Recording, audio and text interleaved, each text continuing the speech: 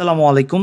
আজকে একটা ভিডিও নিয়ে আসছি। আর এই ভিডিওতে আমি আপনাদের বলব সাঁতারকুলের ইতিহাস সম্পর্কে।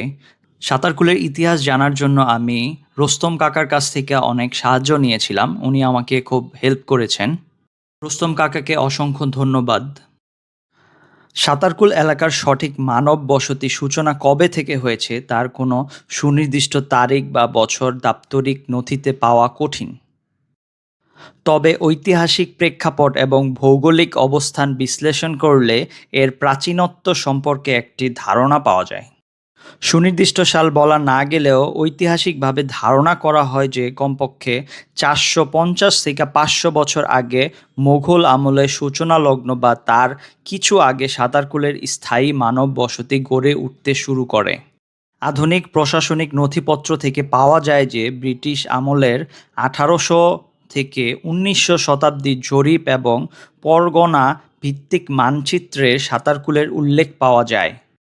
তখন এটি একটি কৃষিপ্রধান সমৃদ্ধ গ্রাম হিসেবে পরিচিত ছিল। বিশেষ করে ব্রিটিশদের ক্যাডাস্ট্রাল সার্ভে সিএস চলাকালীন সময়ে এখানে সুসংগঠিত জনবসতির পূর্ণাঙ্গ তথ্য পাওয়া যায়। স্থানীয় লোকগাথা অনুসারে এক সময় এই অঞ্চলটি জলবেষ্টিত ছিল। জনশ্রুতি আছে যে এককালে 60টি কুল বা পার মিলে এই এলাকা গঠিত হয়েছিল বলে এর নাম সাঁতারকুল।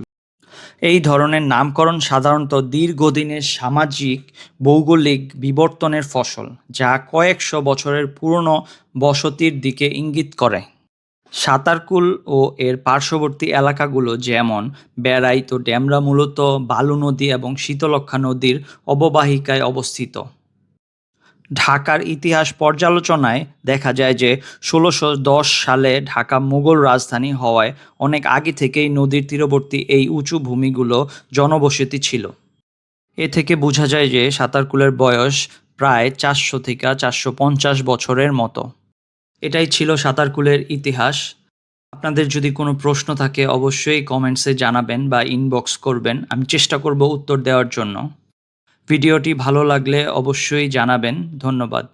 আসসালামু আলাইকুম।